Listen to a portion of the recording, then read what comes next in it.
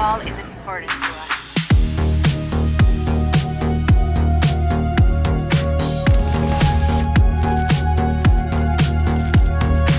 Hello and welcome to tonight's show.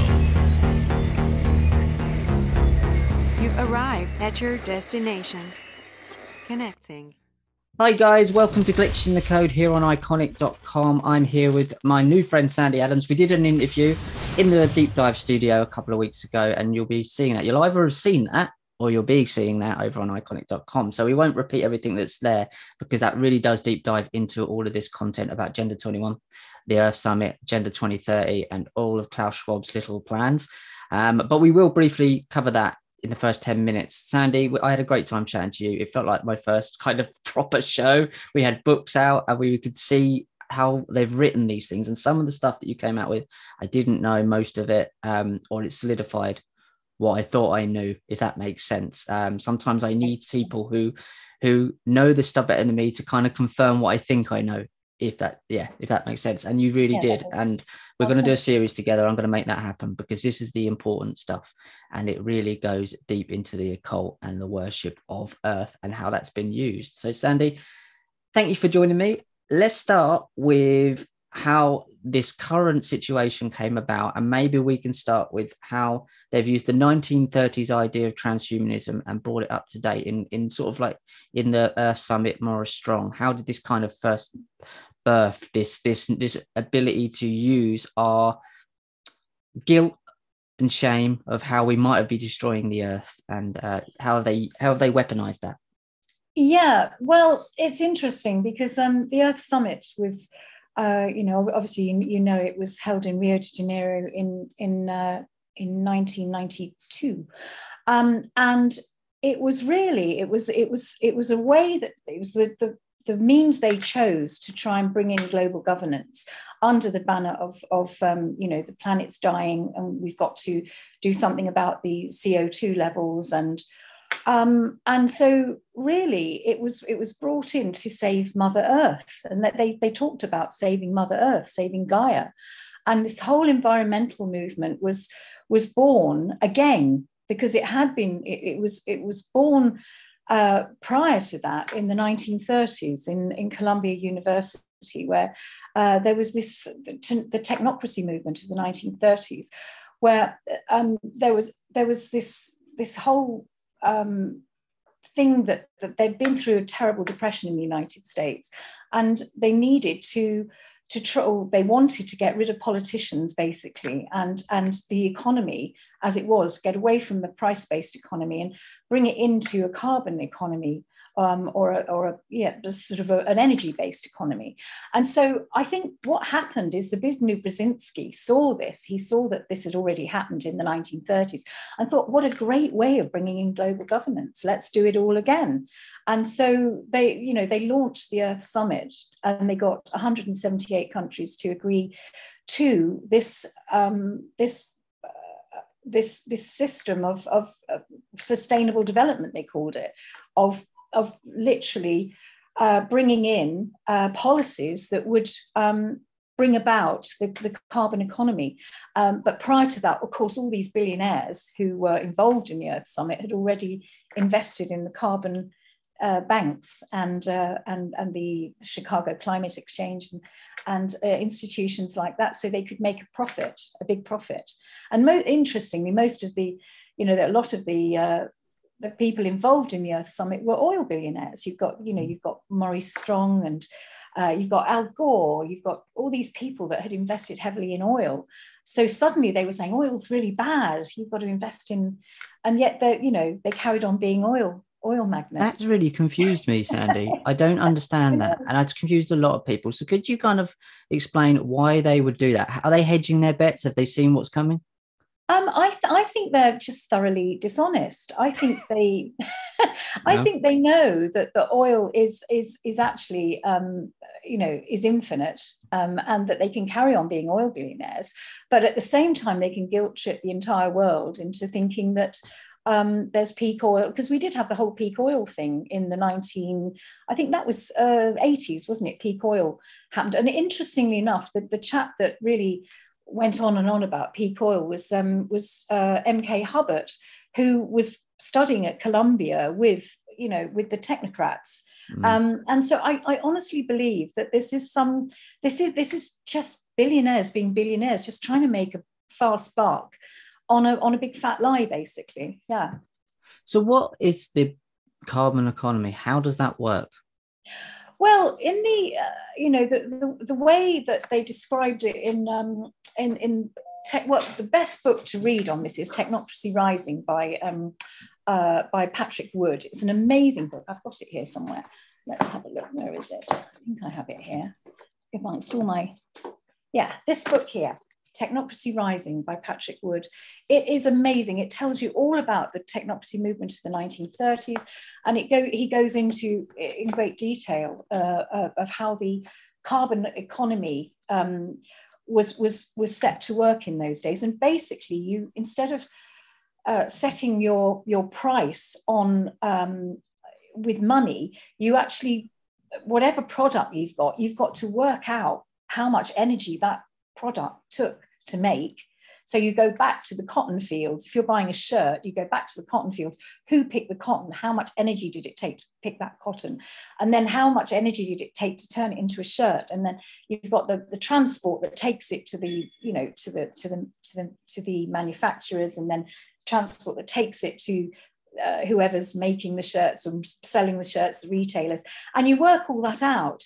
And it's a bit like, at the moment that you get carbon offsets with planes and stuff like that. It's all basically how much things cost to create, and that's how it's tokens, if you like.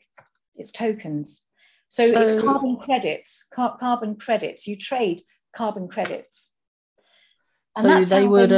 So how would that work on a daily basis? So let's give us my brain's fried. So let's give us a scenario. So if I open the fridge, say, and I get some milk out and shut the fridge, that is kind of like, is it like your smart grid, your smart meter is showing you how much energy you've used to do that, and you only have a certain amount of energy a month to use, or they would give you credit for the amount of energy you've saved on a basis of, say, you get 50 credits a month and you've only used 30 credits of energy, you would carry that over to the next month. Yeah, that's it. I mean, every human action has a cost and a value. And that was made clear at the Earth Summit, that I think it was George Bush said, this is the biggest re-engineering of society the world has ever known. And every human action will have a cost. And I think that, in 1992, not many people understood what that meant or what that looked like. I think now we do, because that is exactly what they're saying, is that everything you do will have a cost and a tax. And that's how they will control us, basically, particularly in the smart cities, because with all the technology that they have available now, with intelligent fridges and intelligent tariffs, and trying to, I think this is why they want to get rid of things like gas. They want one energy that they can monitor absolutely fantastically, which is why they want to get rid of anything like gas and fuel, wood burning stoves and all that sort of thing. By 2025, they want all of that gone from our homes. So it's how they're going to achieve that. I mean, it's 2022 now. I've no idea, because they will have these wild predictions of what they're going to do, and they always fail in their goals. So who knows how they'll do that? But that's the idea, is that they have one electric tariff, and that will be heavily controlled and taxed. Yeah. So you will become neurotic. So guys, if you're listening to this and thinking, so everything you do will have a cost. So you're just, every little movement, you will be constantly neurotically thinking about, how is this going to cost me my carbon credits? So you will become a neurotic robot who's scared to do anything. That seems like the case here. Like in an abusive relationship where you're too scared to do anything because you know that there's comes with a consequence. So it's the flip of what they've taught people to do now. They're over enjoyed, especially in the US. You can have everything. You're overly abundantly eating, doing everything, and they're flipping that on their head. And now you're going, everything you do has a cost, and not only it costs you, it costs the next person. So guys, Exactly. so this vaccine thing of you get it to protect me is a way of psychologically manipulating and training people to go, your effect is having an effect on the whole. So every little movement you have affects others. This is Yeah, exactly I what's mean, happening here. I know you can, but the audience. yes, it's a typical communitarian ideology where, sorry, my dog seems to be barking. Hang That's on. okay. Hang on one sec. You're right. No worries. So guys, it is that kind of mad training that you would think everything that you do has a carbon cost. And then we'll get to later why they've chose carbon and the kind of occult meanings behind that, and the fact that they've used it to say you're saving the planet, like you're saving Granny. Yeah. Instead of saving Granny, you're saving Gaia. Exactly. I mean, the whole thing is, and it is if you look at the communitarian sort of the description of communitarianism, it's all about your rights come underneath the rights of the community. You don't have any rights. The community have rights over you.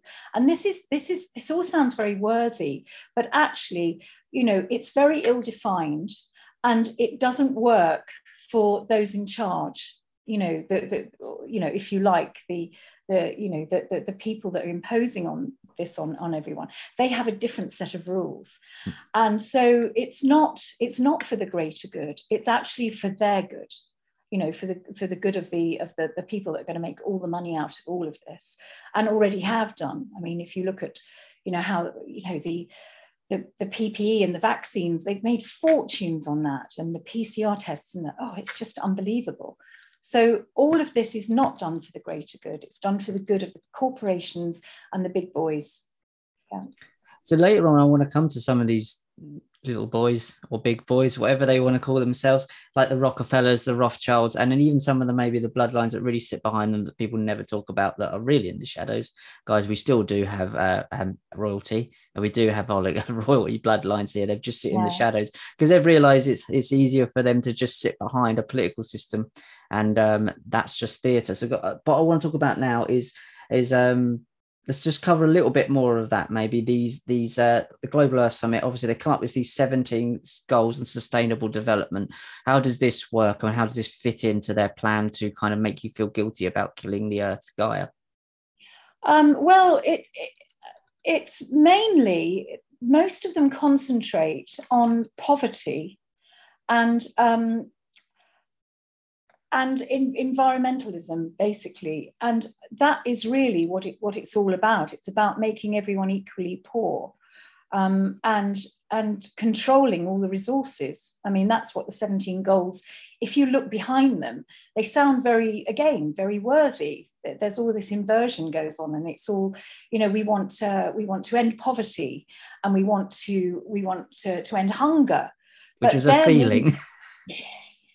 Exactly, it's a feeling. But what they want to do is actually control the food supply. They want to control the money supply. They do control the money supply, but they want to control and make everybody equally poor with universal basic income. Will do that very successfully. So it's all in double speak. It's a bit Orwellian. Well, it is Orwellian. Obviously, it's Orwellian, but it's like double speak or groupthink or whatever you want to call it. It really is an inversion of what it really is. Yeah. And that's where the occultism comes, isn't it? So these Green New Deals, sustainable development. There was a bit in one of the books that you read to me, and I can't remember the book for the life of me, and I really want to get it, so I need to ask you what book that was. And you read out a paragraph where they detail that humanity is humanity's biggest problem.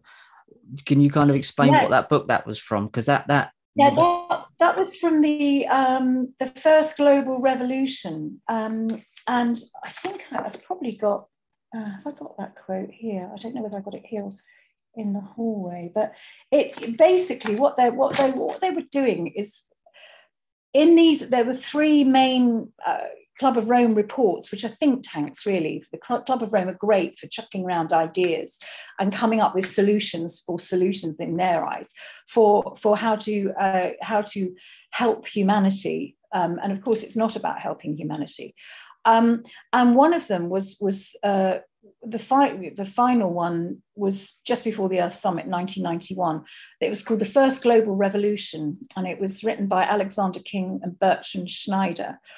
And Alexander King was, I think he was a member of the Club of Rome at the time. He probably was the head of the Club of Rome, I can't remember. But anyway, it was his idea that they should chuck around ideas of how they could unite humanity under a common crisis, and get a common solution through that crisis.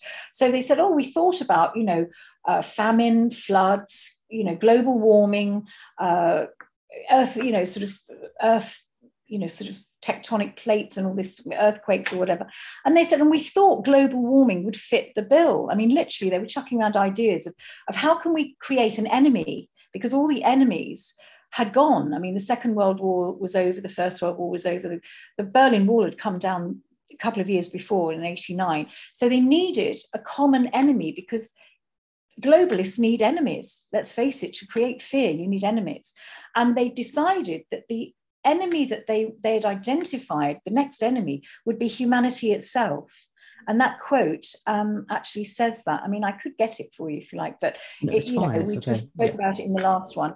But that was the idea, was to identify an enemy in order to create human beings as being the enemy of mankind. And that's why we are demonized. We're not, in the whole of Agenda 21, the environmental movement comes before the humans. We've got to save the planet. And you think, well, okay, save the planet, but what, we've got animals and things, but if there's nobody here, who's going to enjoy that planet that we've saved? And it will be them. It will be their playground, perhaps. I don't know. But the whole depopulation program, which was really instigated very early on in this, before the Earth Summit. They've been talking about depopulation for many, many years before that. So, it becomes a nonsense, really, that they made us the enemy. Yeah.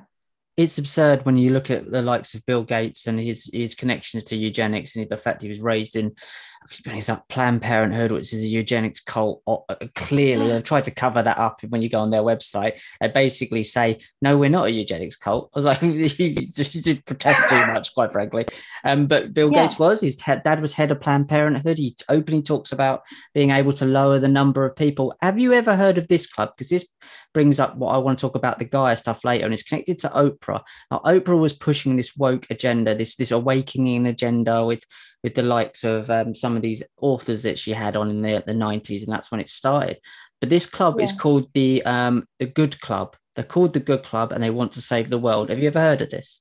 No, I haven't. This is incredible. So the names of some of the members are familiar figures: Bill Gates, George Soros, Warren Buffett, Oprah Winfrey, David Rockefeller, Ted Turner. Ted Turner is a known eugenicist. He openly talks about it. But and it says in this article from The Guardian, and this is from 2009. I found this a while ago. So he said the meeting called by Gates, Buffett and Rockefeller was held in response to the global economic downturn and the numerous health and environmental crises that are plaguing the globe. It was in some ways a summit to save the world. It's in 2009. No wonder that then when the news of the secret meeting leaked via the seemingly unusual source of an Irish-American website, it sent shockwaves through the worlds of philanthropy. Can never say that. Developing aid and even diplomacy. It's really unprecedented. It's the first time a group of donors of this level of wealth has met like this behind closed doors. No, it's not. It fucking isn't. I've been doing it forever. In what is essentially a billionaires club. So this was called the Good Club. And my reason why I bring this up is because Oprah was part of it. Now, what is Oprah Winfrey doing as part, mingling in there with the Rockefellers, Ted Turners of the world? Oprah Winfrey has been pushing this woke Gaia agenda, since day one, since the early 90s. We all know she was connected to John of God. She all knows she was connected to Harvey Weinstein. She's also connected to Dave Geffen, who runs Hollywood and everything that goes on there. And no one speaks about Dave Geffen. Michael Jackson tried to, and that's why they went after him. Michael Jackson rallied against Dave Geffen. And when you look into that, you'll realize why they went after Michael Jackson. but aside, this comes back to, so all this stuff we talked about is to save Gaia. It's the cult of Gaia. So could you explain to me what your kind of understanding of this cult of Gaia and why they chose the planet as a kind of as a thing to kind of guilt trip us into? It's interesting because, do you remember James Lovelock? I don't know whether he's still alive. He wrote a lot of books about Gaia, and he spoke about peak oil and all that kind of stuff. And he was very, very big in the 1990s. There was this whole ideology that we were destroying the planet, and that the whole coastlines of the UK would be underwater by 2020 and all this sort of thing. And he actually did a big U-turn. James Lovelock, by the time he, I think he passed away actually by the time just before he died, he actually realized what he'd done, and he woke up. But the whole Gaia principle, it's interesting because it goes right back to, I kind of did, at one point I did an Agenda 21 timeline. I'm such a nerd, but it went right back to the noosphere, which was in the about 1875. They were talking about the noosphere and about preserving planet Earth. And then you've got people like Cecil Rhodes, who were really into this environmentalism, and he would destroy whole tribes of indigenous people in order to sort of, what he thought was do the right thing for the planet, or whether he was just plundering it, I don't know. But all I know is that it historically, it's always been a way for rich bloodlines, if you like, to seize land and resources off indigenous people. And the WWF, that goes back years as well. And Cecil Rhodes had a lot to do with the WWF. Yeah. But I think it's just an excuse, really. It's been created as we know that it's a pagan thing. It's a pagan worship of nature above the human being. And I think it's a very New Age thing as well. I mean, it's been adopted by the New Age movement, particularly in a town like Glastonbury. They all talk about Gaia and goddess worship and all that sort of thing. And the thing is that it's very divisive. I find that, the whole town here is kind of divided with between men and women, for instance. And that's what it seeks to do. It's, Mother Earth, and it's all about, particularly in this town, it's all about goddess worship, and men destroy the planet. The goddesses all, they nurture the planet, but actually the reality is very different, and there's a lot of division goes on. So I don't know. I think it's been used by the New Age movement, and we all knew that this would happen. I mean, Maurice Strong, interestingly, when he had a ranch in America called the Bucker Ranch, and when he was trying to promote this environmental movement, sustainable development, he and his wife Hannah, I think Hannah was Scandinavian, they used to have temples to Gaia on their land. And they used to invite all these gurus and world sort of religious, the Dalai Lama and Buddhist leaders and all sorts of people to the Bucker Ranch to promote this whole theory of Gaia worship. And really, it's to pull people in. It's to pull people in, and possibly, they are doing rituals. I'm sure. Absolutely, yeah.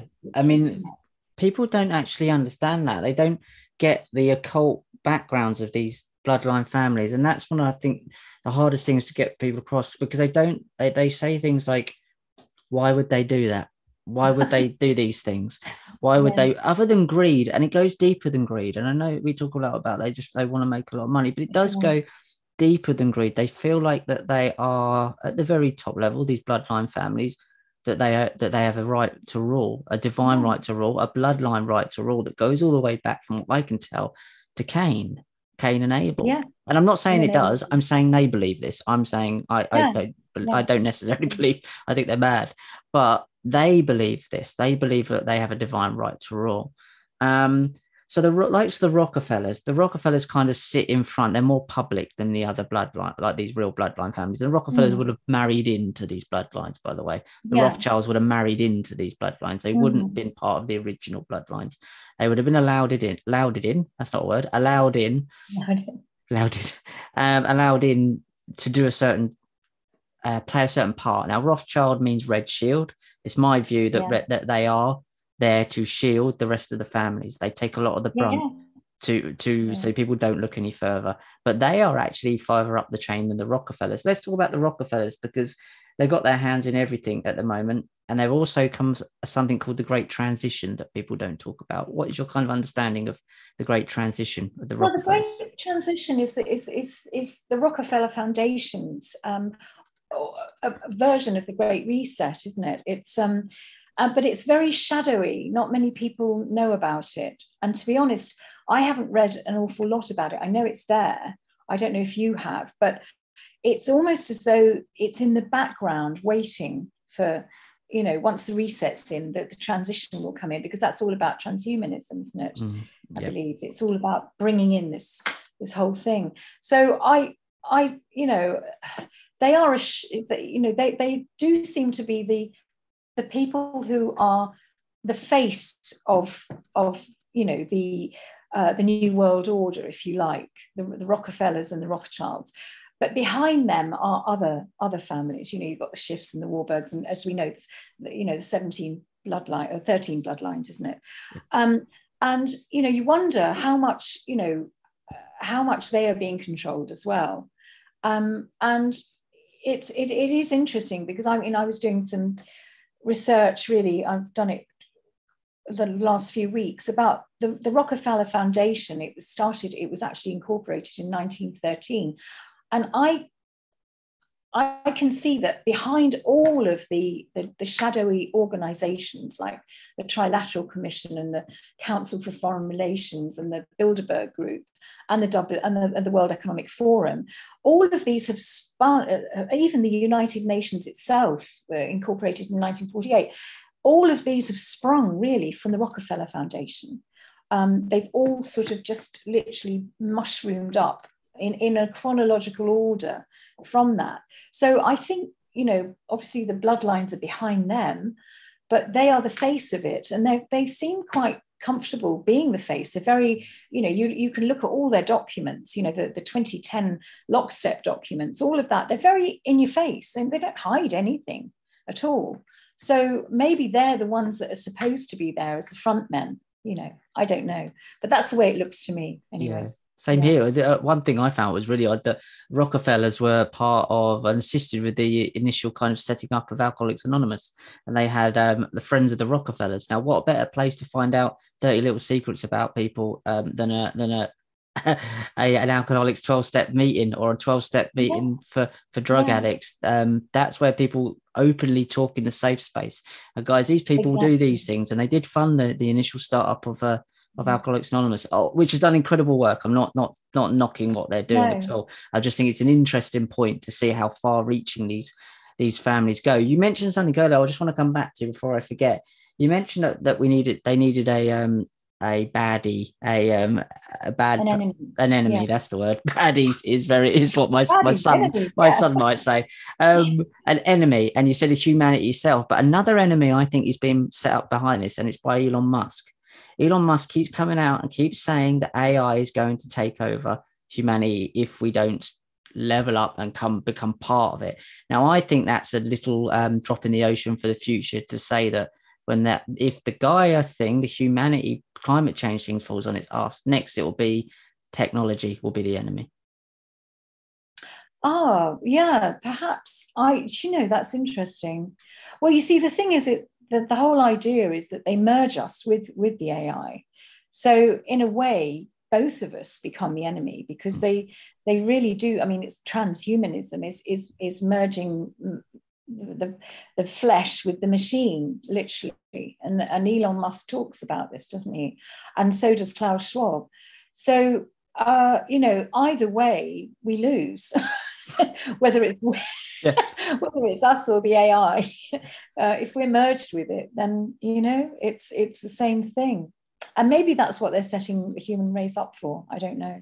It feels like that's a kind of like a hint towards a little breadcrumb to come back to. They drop these things in your mind. And obviously we see Netflix completely just indulged, and that's controlled with transhumanist films. And they just constantly, even the kids' films, transhuman, Ready Player One, metaverse, and all of this stuff. So let's move on to the transhumanism agenda then. So where did this come from? I know it goes back to the 1930s, you mentioned earlier, but why is this such a big part of what they're trying to do? Because it doesn't seem to go hand in hand logically, unless you understand it with the Save the Earth stuff. Well, it does. You see, this is the lie. They talk about nature and being green. I mean, there's nothing green about the green movement as we know it today, because it's backed up by the technology. So there's nothing green about a smart city. There's nothing green. There's no nature. There's nothing really. It's almost as though they've separated. The human beings have got to be with the AI in the smart cities, and the nature is just left alone because we mess it all up. That's the way, that's their thinking.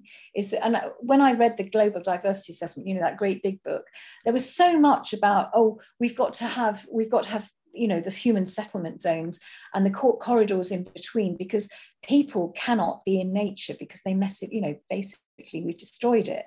And you just think, well, is that true? I don't think so. I think it's the big corporations, Rio Tinto have destroyed it, not the man in the street. We actually are very, we're good. We sort of, we do our bit. Look at us all. We recycle. We do everything that we're told to do to help save the planet, and yet, it's the corporations that don't do that.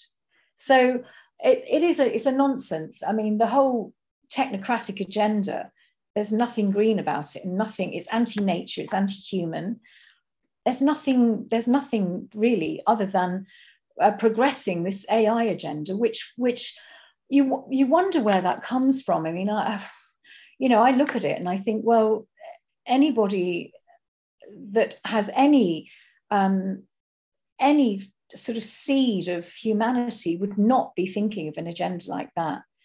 Because it is the end of the human condition if it does progress. I mean, human beings will simply cease to be. And is that really something that we want? No, we don't. Most people don't, anyway. Yeah. There's a lot of people that do. They think, oh wow, AI, it's fantastic. But I just don't get it, really. No, but this is the human 2.0 situation. And this has a lot of Hermetic principles. This is a great book, guys, to read. This is the Alchemical Tech Revolution by Wayne McCroy. And this goes into what they're doing and why the occult reasons, the Hermetic principles behind the artificial intelligence technocratic agenda, which has a lot of occult reasons that go back to Gollum and things like that. And it has a real occult situation. It's a technocratic version of they're using it to usurp God. We see the Tower of Babylon coming at the moment, and they're changing the meaning of words so we can't communicate. We understand, like in Canada right now, where they're saying, look, that basically it's an act of violence to have an opinion, to say it out loud. Words are an act of violence now. It can't be an act of violence if it's not physical. We need boundaries. But what they're doing with the transhumanism, transgender agenda is they're taking away boundaries, so we can't understand what we mean. So I can't say something to you and know that you know what I mean. We're all second guessing what we're saying. And this comes back to, again, the smart cities, the carbon thing where you're worrying about every little thing you do. You're scared to do anything. And that's what they're doing. And they're doing it in here. So we end up being subhuman, because everything that makes us human and free is our ability to just fuck up and do weird stuff and try things out. And that's what they're doing. And I believe that a part of the agenda, transhumanist agenda, is changing the way we think and the way we think to behave. And when you live in a smart city where everything you do is controlled, like 1984, and seen, do you still behave human when you know someone's watching? When the camera's on, I'm not Richard, the same Richard when the camera's off. And imagine being the camera on all the time. I'd like to get your take on that kind of psychology. Yeah, no, absolutely. It is that whole thing of being observed all the time. You can't be natural. You can't be yourself. And that's the whole thing about being free and sort of, you can't be free if you can't have those. You can't be a normal person under oppression. It just doesn't work. And I don't really understand how they can.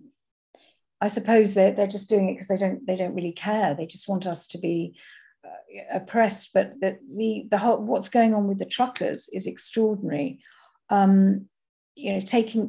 Controlling their bank accounts and not giving them simply the basic requirements to live is unbelievable. And I almost cannot believe that this is happening at the moment, and we're watching it happen. And not one leader of any country has come out and spoken and said this is wrong. Now that bothers me so much, because obviously this is a blueprint for what they want to do to all of us. Because not one global leader has come up and said this is against human rights, this is against democracy. No one has done that. So we know that this is what they want for all of us at the moment. And we've got a real fight on our hands, I want to believe that we, because, I've always lived in hope, which is why I've been talking about this for 12 years. I've always lived in hope that we would actually wake up and deal with it and be able to get through this.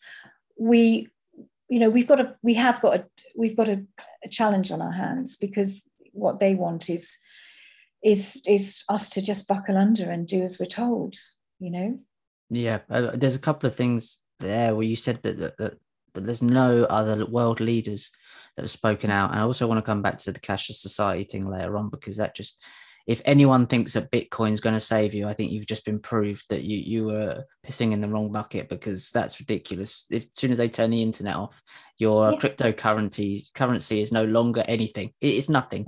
When you're mining cryptocurrency, you're sitting on your ass. When kids used to mine down the mines, they were actually building something physical, and they've taken physical world things and stuck them in the metaverse. You're not mining anything.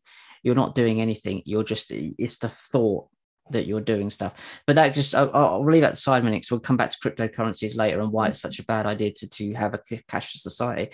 But you just mentioned there that no other global leaders spoke up. Well, there could be a reason for that. It's the young global leaders of World Economic Forum. Can you speak about that a little bit? Exactly. Yeah. Even Putin has done the global leadership, which makes me realise that he's one of them. He's advancing into Ukraine. They've all planned this. This is a distraction from the pushback. And it's interesting. Today I was listening to a Wall Street analyst, and he was saying, at the moment they can't hide the deception at the moment, because if you look at on Wall Street, if you look at Pfizer stocks are tanking, Moderna stocks are tanking. What's gone up is the funeral part. The funeral business has gone up on Wall Street, and it's only gone up since 2021, not 2020. So deaths have been big business since 2021. And I think the other thing was insurance claims, because people are claiming insurance claims against what's happened to their relatives. And all of this, they cannot hide the bodies piling up. So what are they going to do? I mean, if you look at it, you can't lie about stocks and shares going up and down. It's a reflection of what is happening in the world. And so how can they buffer that other than creating a massive distraction somewhere else and putting more fear into us, doing it differently, And is this a desperate attempt? It must be, and what will the outcome be? We don't know. But all I know is that I believe that Putin is one of them. He's in it as well. I mean, I don't hold out any hope that he's not in it, because all the global leaders, as you say, Macron, Trudeau, Merkel, all of them, Ardern, Jacinda Ardern, they've all been in Klaus Schwab's school for dictators. Yeah. That's why they're not coming up, because they're all on the same agenda. They want this to happen. They want us to be controlled and depopulated and everything else. Yeah.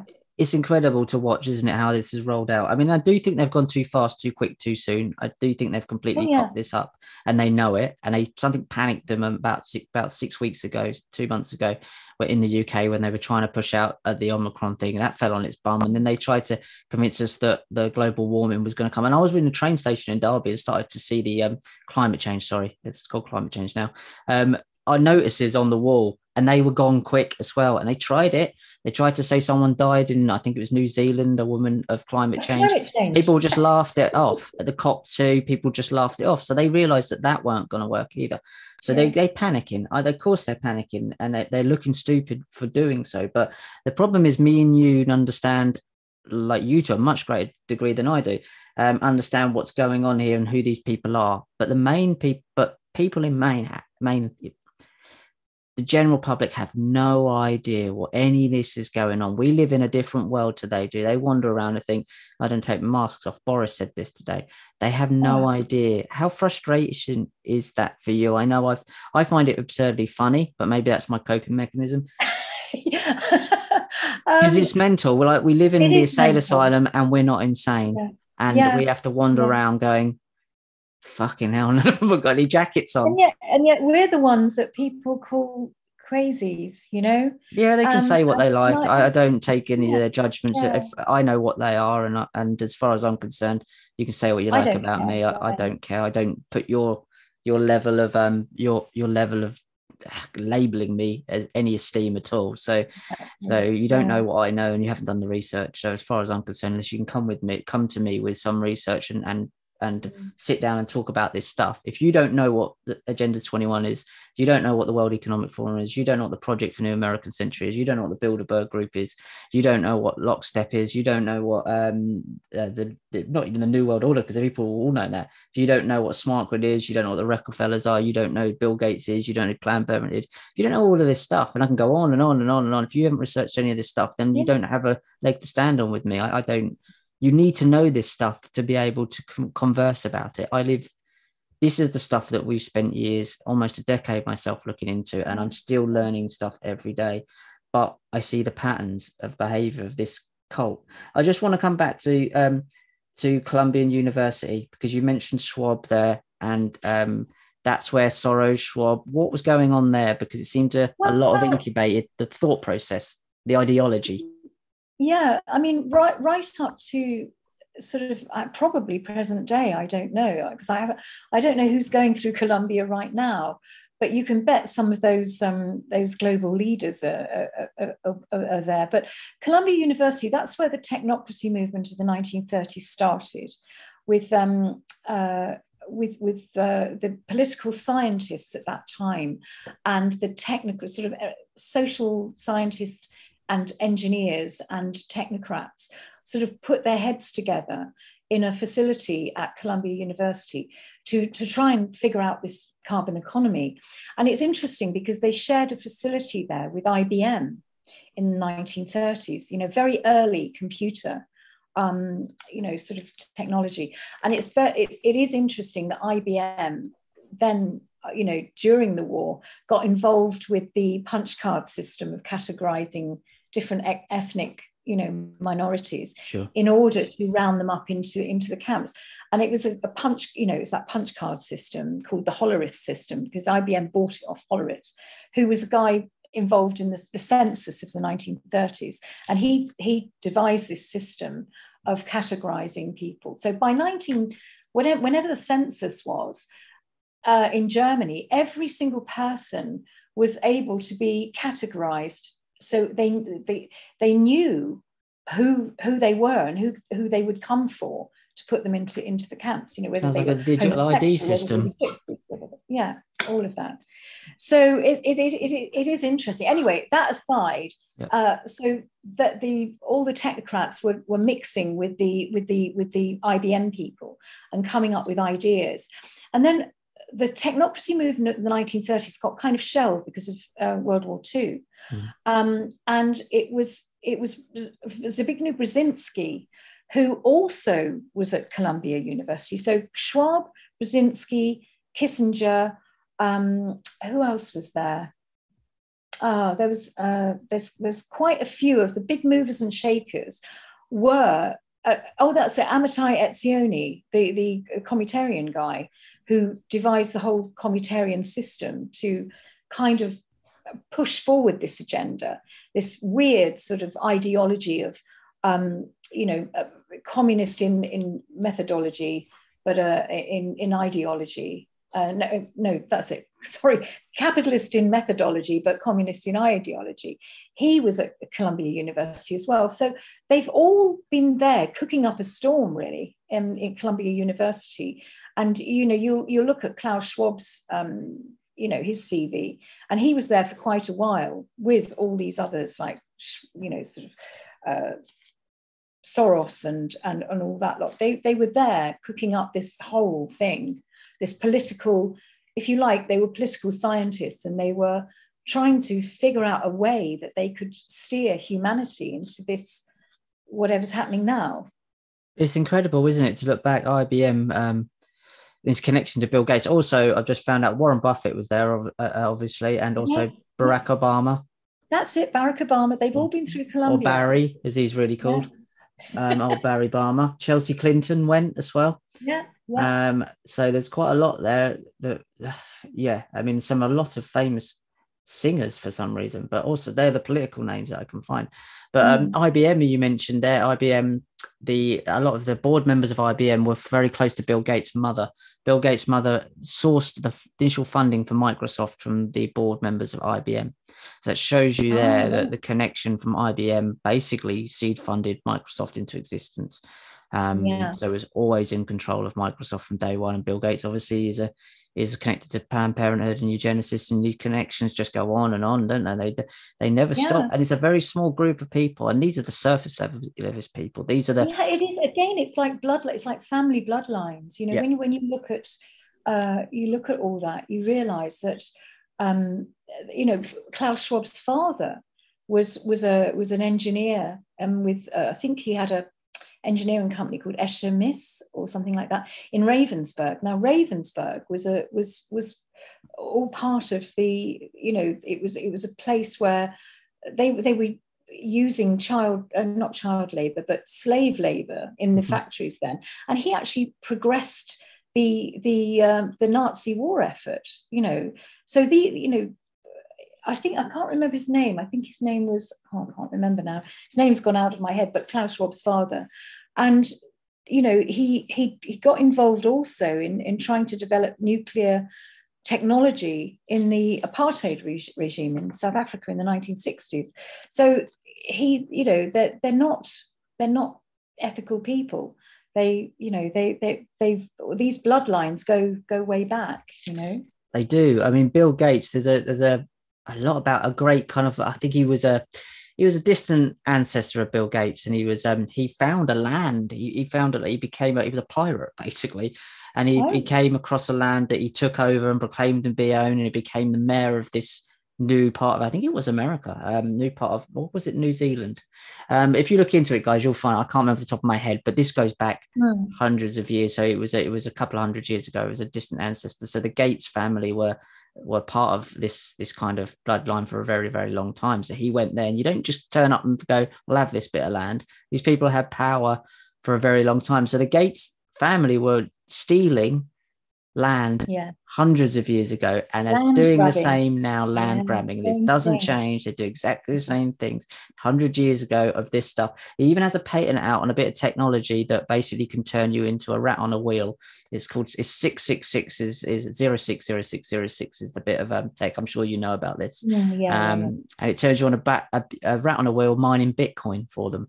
It's just insane when you look at this, and they're trusting people like Gates, isn't it?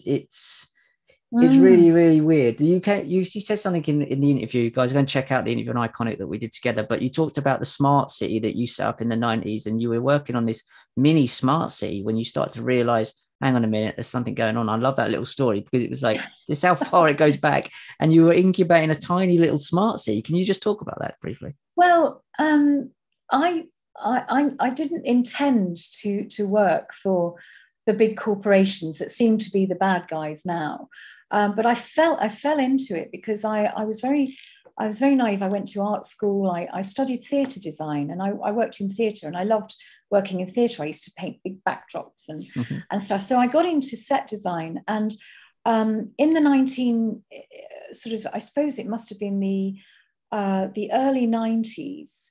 I got a mortgage to pay, kids to feed, and all that stuff. And I slipped into working for corporate live events, and I was working for quite a big production company in Frith Street, and their clients were Microsoft, and they'd been asked to create this. I suppose you'd call it an installation for Microsoft, and it was really they called it Microsoft Life.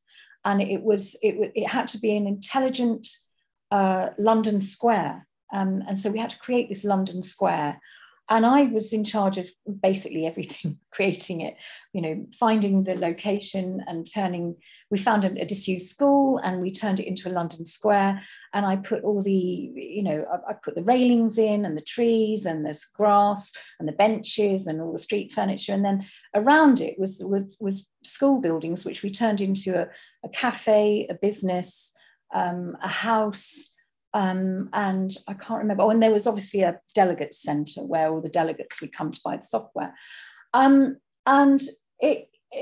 Bill Gates flew in from America, and he was picked up by a chauffeur and taken to, he was helicoptered from, I think it was Heathrow to Battersea, and then chauffeured in. And he was interviewed by Trevor McDonald in this house that I'd created, and everything was interconnected. Everything in Microsoft Life was a mini smart city. It was they'd got cars in the square that were intelligent, with sat nav, and then it was all kind of brand new stuff. It was, what's sat nav? What's that? Yeah. And intelligent. Everything was intelligent in the house. There was intelligent fridges and. Everything was wired up. There was digiframes that, you had paintings that changed, and there was a lot of business technology, things, interconnected, talking to each other. And for weeks before then, all the Microsoft techs had been in there, wiring it all up. And I just began to think, do you know what, this is really weird. And I did meet Bill Gates, and I thought he was a bit strange, to be honest. Yeah. And I just thought it gave me a really bad feeling, didn't like it. And then I did work for Google, and I met Eric Schmidt, and I had the same feeling, and Bloomberg and GlaxoSmithKline and all these people. And I had to get away, had to get out of it. And in 2008, I just gave it all up and said, I'm not doing it anymore. And I ran away to the West Country and made myself poor, really. I took over a pub and made a music venue. That's great, though. And then they closed down, yeah. Right. Oh, bless you. So that closed. So this has had a real impact, this whole last 2 years on your business. Yeah, big time. Yeah, my business. I did 5 months of lockdown, and because I'm doing what I do, and I did used to use the music venue for doing talks, and in sort of getting people to try and understand what's really going on. And after doing 5 months of lockdown, I could see that this was going to go on and on and on. And I thought, no, I can't do this. And luckily someone bought the lease off me. Right. And it was really, it was difficult. But you're on the right side. It doesn't matter what happens to you. You don't compromise, and that's what I feel anyway. I feel that I've been true to myself, and hopefully, and we're all on the right side of history. All of us working on all of this, we're on the right side. Yeah. Do you feel that the alternative media, as much as it is, and obviously there's people in the alternative media that come on and jumped on it and taken advantage of it in the last couple of years and haven't been around, don't really understand this stuff. People like ourselves, I mean, you far longer than I have. I'm still 10 years in, but I'm not like as far in as a David Icke or yourself or an Alex Jones. I look up to people like yourself and Richie Allen. Do you think we had an effect on stopping this in the UK, these and the protests, because something happened, something spooked them? Do you think this actually getting this information out has had a massive effect over the last 2 years? And do you think do you think we've had a good effect? I really do. No, absolutely, 100%. And, you know, I remember in the early days of the protests, I remember doing, you know, going to, in fact, David was there at one of them on the 26th of, I think it was September 2020. Mm-hmm. It turned nasty, you know, the territorial support unit came in. And I thought, do you know what? This isn't going to stop us. You know, they were brutal. And I thought, this isn't going to stop us. We'll just carry on. And I got a lot of criticism for speaking at Trafalgar. I only did it once at Trafalgar Square. And I got a lot of stick, and people saying, oh, protests don't work. You know, why are you playing into the hands of the powers that be? They just want to do it to bring in martial law. But actually, those protests were extremely, extremely important for people to, and they were peaceful. You know, by the end of it, the police left us alone. Yeah. And I did go on the marches. I didn't speak, you know, because it got to the point where, you know, why speak? It's only egos, you know, you just literally just march. But I think what was sad about that is that it was all blocked from the mainstream media. So we were in, you know, we might as well have not been there for most Joes on the street. You know, they didn't know we were doing it. But for the people in the truth movement, it grew because, you know, we did pick people up along the way who saw YouTube and BitChute and all that, and how big the protests were.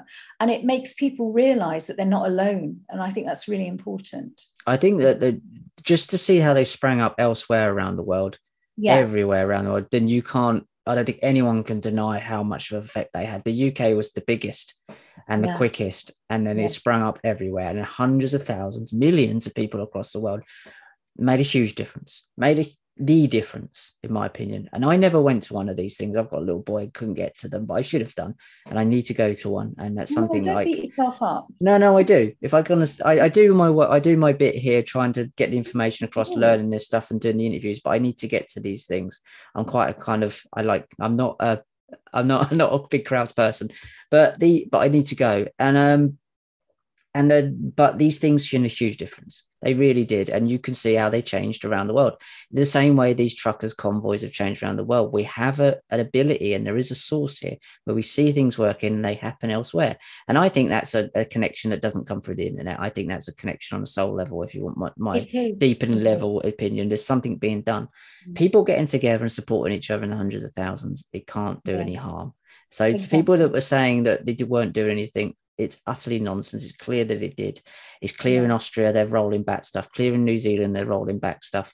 And clear in England, it never even got off the ground, really, other than some masks and a bit of a pain in the ass here and there. They never really got it in. In Scotland, it's starting to roll back as well. That's because they couldn't get it as far as they wanted. I believe this has been a beta test for 2030 anyway, to see what they get. But they've been taught a lesson, is that if you push any harder, it's going to be a much bigger pushback. And next time, you're not going to get away with it as quick as you did this time, because 10 years isn't a long time, or 9 years, 8 years you're going to have to do it in isn't a long time. Well, you're going to need to do it in 7 years. That's not a long time for people to forget. It might be from the end of World War II to now, generations, but you're dealing with the same generation of people.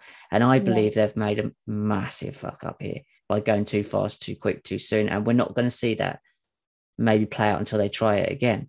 But I think they're aware of that they went too fast, too quick, too soon.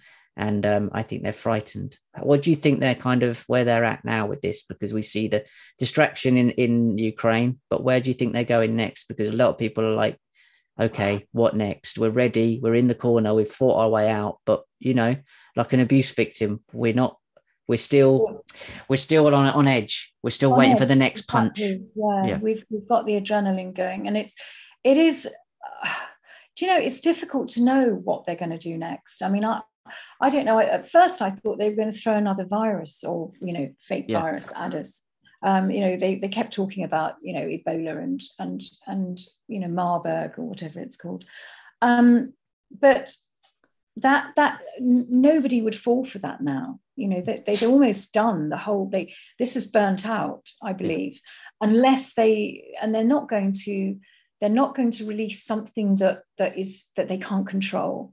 Sure. They won't do that because they have to control everything. Yeah. And that's why they didn't really, the illness was in the vaccine, not in, okay, there was something that was making people, have bad reactions, but not as much as the vaccine. I mean, those boosters have, sadly, dispatched a lot of people, and Sure. and the myocarditis and the heart. I mean, I'm talking to doctors. I'm on this sort of thread, and we talk on Zoom on a Sunday, and they're saying they've never seen anything like it. They're literally every hour a young person is coming in with, heart problems.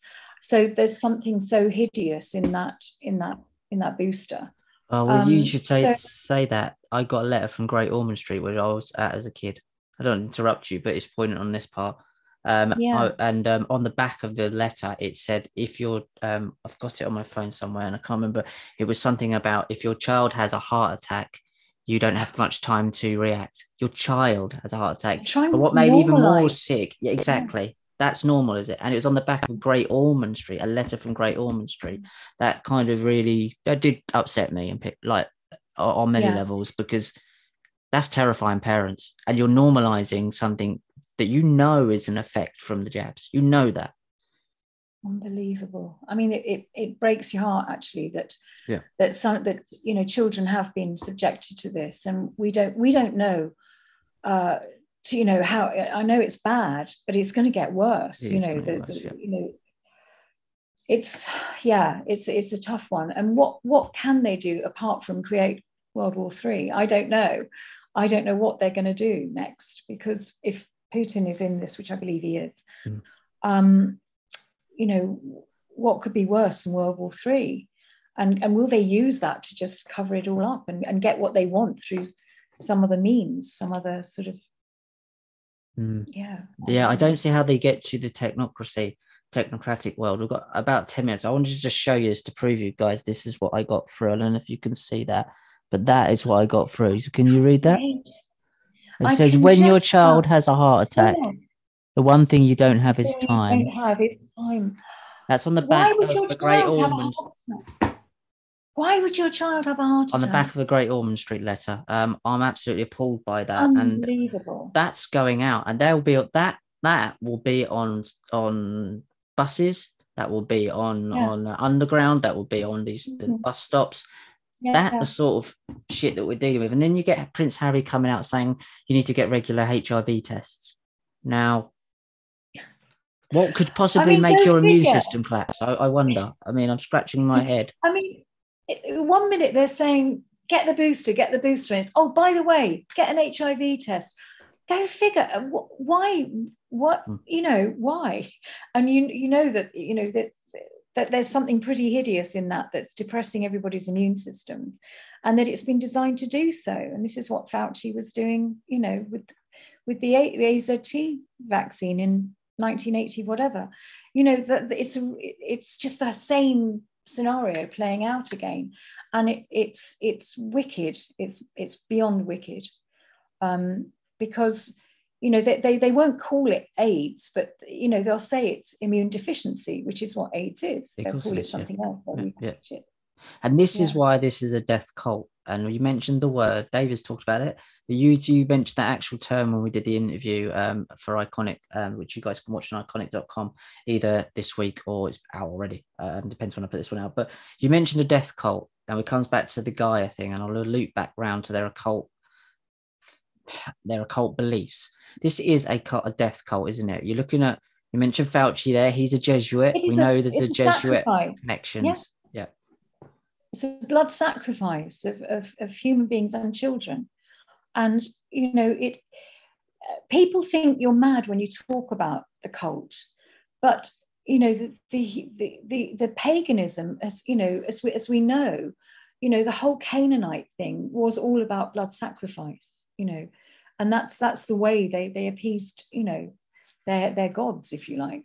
And it's just bringing it into the 21st century, and I don't think it's never been anything else. It's always been there. You look at the was it the Romans? After the Romans, there was the Mithras, and they used to slit bulls' throats and all that kind of weird stuff. And it's no different. It's no different. It's just and we know that these secret societies go through rituals like this. We know that, and it's horrible. What's going on right now is it's a sacrifice of humans. And that comes back to this Nazi Fourth Reich element. Do you think there is a Nazi kind of Fourth Reich element? Is this just Nazis? Is that part of it?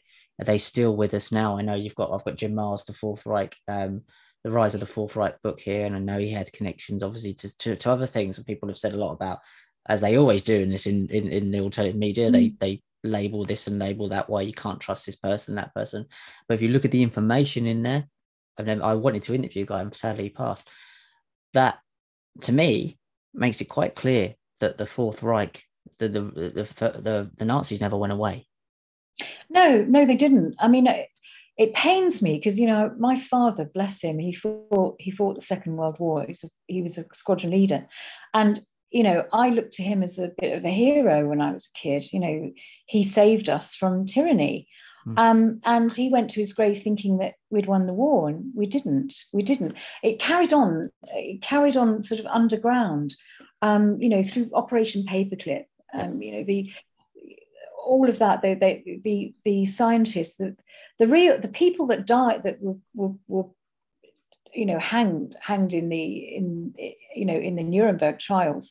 I think there were 7 doctors were hanged in the Nuremberg trials because their defense was, oh well, we were just taking orders, and that didn't wash. But the real scientists behind all that were just shipped away to America under Operation Paperclip, and it just continued. And this is what we're seeing now: it's always the same thing, because the bloodlines go on. The same history repeats itself constantly.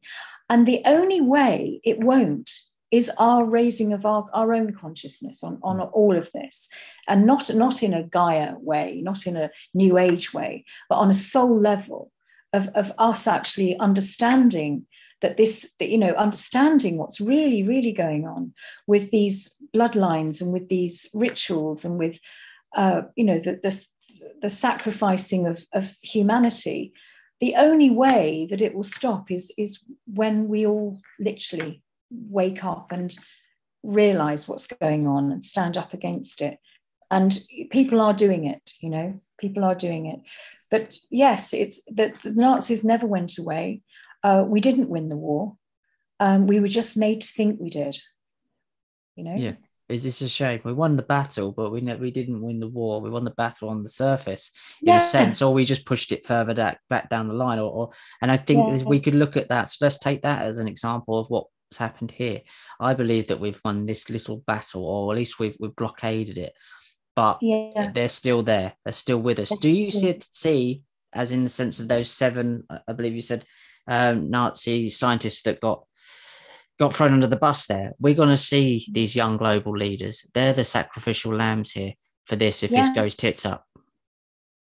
Yeah, I mean, it was funny. I was listening to Anna de Busseret the other night, and she talks a lot of sense, and she was talking about the fact that after the Nuremberg trials, certain standards were set with the Geneva Convention and the Human Rights Act and all that sort of thing, and yet it's still going on. We've got all these the Nuremberg Code is not a law. That's the other thing. It's a code. So how much teeth does all that have? And really, are we going to go through an inquiry? Because at the moment, nobody seems to be being held to account these days for anything. So will that happen, or was that a historical thing that nowadays people aren't held to account? I mean, you look at our politicians. I mean, they do whatever they like and they get away with it. Years ago, if a politician was found to be doing something unethical, they would have to face the music and be kicked out or hand in their resignation. That doesn't happen now. So I don't know how this will resolve itself, because will they be held to account? And is the Nuremberg Code, enough to do that? I don't know. I don't think anything going through their system is going to work. Do you believe, before we wrap up this, the reason why they're not being held to account is because we've been told that, and we've been taught that we need to reason with these people. We need to rationalize with people. We need to be peaceful with these people. How long does peaceful get you until you are in a smart city with a chip inside you? How peaceful can you get when someone's attacking you? And I believe that this has been a psychological game on human beings to say you need to take the higher ground. You need to go, do you know what I mean? Don't lower yourself to their level. How can you defend yourself if you don't take action to defend yourself? That's sacrificial. That's going, I'm going to put I want to be seen as moral. Yeah. I'm good above actually defending myself. Yeah. I mean, this is an interesting point. People go on and on about the right to bear arms, and they say, oh, it's violent to want to have guns. Actually, it's an act of sometimes it's a necessity. If your government are, if they're coming at you and attacking you on this level, is it okay to fight back? And I think it is right now. Of course it is.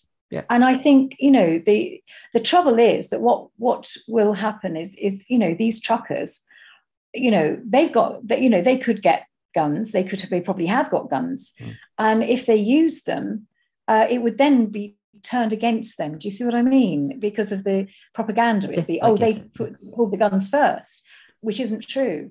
But everything has to be recorded, I think. And I think there's nothing wrong with us taking action.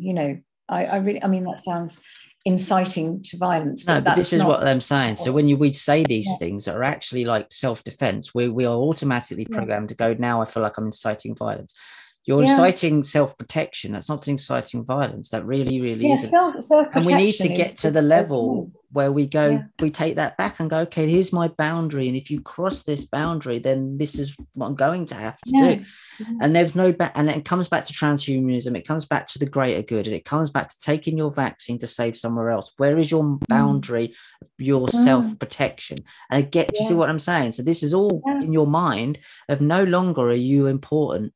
It's the greater good that's important. It's the moral good that's important. It's you can die for an ideal that we're all lovely people. When actually, in fact, the people that are attacking us don't care about whether we're good, bad, anything. They just want us dead. So they have convinced us that we need to be morally good while they get to be morally abhorrent. Yeah. Do you see what I mean? Yeah, absolutely. I mean, it is almost like a correctness, a political correctness. That we've got to be peaceful. We've got to be well behaved when they aren't. When I watched yesterday the police advancing towards the convoy, and it was an act of complete aggression. It was awful. And the convoy. I mean, if you look at Canadians, they're the most peaceful people in the world. And they are being challenged right now, and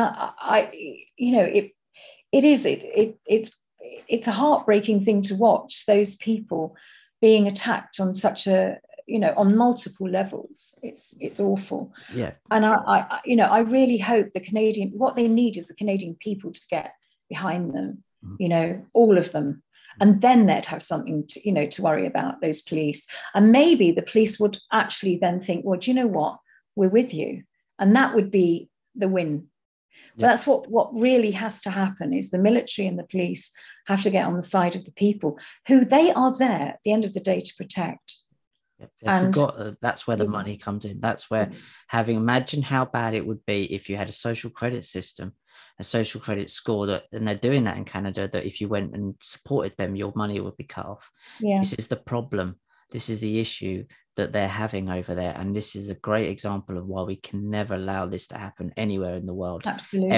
Ever. You should never be allowed to let someone else decide whether you can feed your family or not. Ever. Yeah. Give them that power. And this is what it's all head to. And it's all been done in the guise of the cult of the greater good. Cult of the greater good. Yeah. And it's an inversion. Yeah. It's an inversion, exactly. It's all inversion and mirrored, and it's again, that's another kind of occult thing, isn't it? Inversion. And that's what they're doing. You've done incredible work, guys. Please go over and check out Sandi's work. So where can people find your work, your articles, your videos, and connect with you? Yeah, I've got to update my YouTube channel, but I've been so busy, I haven't updated everything, but it's all there. I mean, the whole Agenda 21 thing, you know, I talk about, you know, the what's happening to our farming industry, the rewilding, you know, the fact that just about everything is being, you know, broken down so that we don't have any resources, and it's all about my website is sandiadams.net, and that's SANDIADAMS.net, and it's called Agenda 21 2030, Understanding Agenda 21 2030 and the Great Reset. And there's a lot of information on there. And I'm still on Facebook. I am going to come off, but I don't have Twitter or Instagram. I'm quite low level because I find I get sucked into it too much. I can't bear it. But I'm about anyway. All right. Well, I'll put all the links below. I'm only on Instagram, so I've been shut off. Actually, back on YouTube now, but that ain't going to last very long. BitChute and YouTube, you can find this, and guys, and this will also go up on iconic.com, but it will be free to watch on BitChute and it will be free to watch on YouTube till they take it down. Also I'll post clips on the Instagram channel and the Telegram channel, which is all I've got left. Sandi, this has been I love chatting to you. I really feel like we could just talk forever about these things. There's so much to learn, so much to chat about, and we're on the same wavelength. So I hope guys got a lot out of this. Please do go and watch the Iconic interview that we've done together, where we go more into detail of the actual nuts and bolts of what's going on. But I wanted this to be more of a discussion of kind of like not going over things that you can find Sandi talking about elsewhere, and more your kind of feelings of what surrounded it and why this is happening and what it's going to lead to and what it's going to look like to you. So guys, I hope you enjoyed this. Please leave comments below and share, and I'll speak to you soon. Take care. Goodbye. Thank you. Your call is important to us.